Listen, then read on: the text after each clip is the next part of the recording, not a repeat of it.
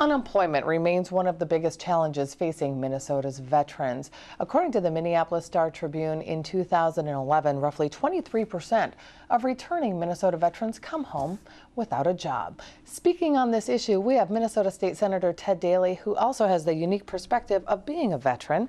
Senator, thanks for joining us today. We appreciate it. Thank you for having me, Julie. Let's begin with a little bit about your work in the military and here in the legislature and how you've been able to merge the two together. As a vice chairman on the State Government and Veterans Committee, I've worked really hard with both sides of the aisle, folks like Chuck Weger, Senator Chuck Weger, and others, to really focus on the challenges that we face. With that high unemployment, among veterans, we're trying to figure out what's the best way that we can address this.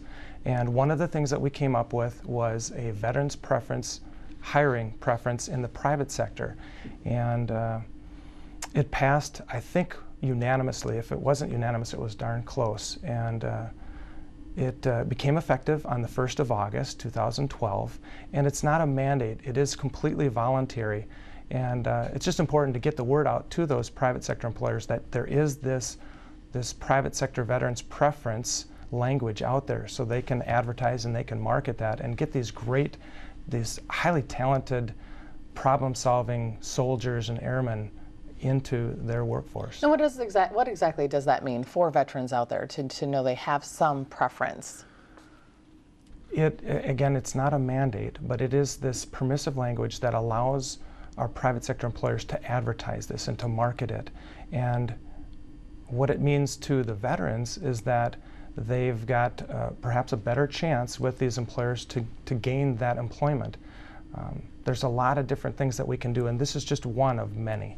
And we'll get into that in just a second, but veterans are one of the fastest growing demographics of the unemployed right now in the state and in the nation, and also one of the fastest growing demographics for those living in poverty. Given the Veterans Preference Act that you just discussed, is this enough? What do you think is contributing to some of these numbers? It's a great question, and it's one of our greatest challenges of the day. We are working very hard to try to figure out exactly what it is. We don't know exactly what it is, but there are many things that contribute to it. One of them, just when you compile the statistics, with respect to the workforce part, some of them come back from Afghanistan or Iraq and they go to school. So while they're not employed, they are getting additional training that will help them become more employable. With respect to the homelessness and the poverty issue, that is, it's a great challenge and we need to figure it out. And I see you shaking your head. Is this a source of frustration for you? It's fair to say it is. Absolutely.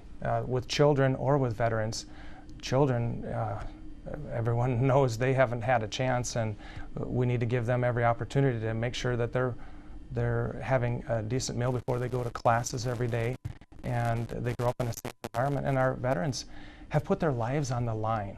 They have sacrificed. They've offered the ultimate sacrifice if necessary, and it is such a nonpartisan thing to take care of our veterans. It's been a great honor to work with people on both sides of the aisle to focus on solutions, putting veterans and Minnesota first, not the party politics. For an employer, particularly a smaller business, knowing that if you hire a military and somebody who's in active duty, they're going to be gone for training, they're possibly deployments, do you find that this tends to be a deterrent? It can be for some employers, and they do have that concern.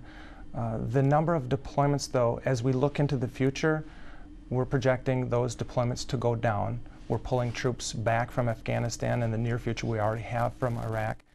We don't know where other deployments could be in the future, of course, but in the near term, the horizon that we see looks very promising and a lesser concern to those employers. I'm curious, Senator, what was your experience returning as a veteran looking for a job? Did you face any of these obstacles? Certainly some of them. You have to look at what your network is, and it's something that hasn't changed for decades, maybe centuries. It's who you know, not necessarily what you know. And we try to stress to veterans to work with your network, not just sending your resume into a database, but call those friends that you have. Network with folks to get that opportunity for the interview, because when you get that interview, you're going to land the job. When they see, they see the things that you've done, they hear the stories, the accomplishments that you have. The Army's 7 values, the 7 values that we have in the Army, are similar to those that are in the other services: duty, honor, personal courage, loyalty, selfless sacrifice. Those are the things that they bring to an employer, and those values are instilled in them, and they're deep within them. They show up to work on time. They're problem solvers. They're exactly the kind of employee that you want to have. You're obviously very passionate about this issue. Are you already thinking ahead to the next legislative session and things that you can do to try to close this gap?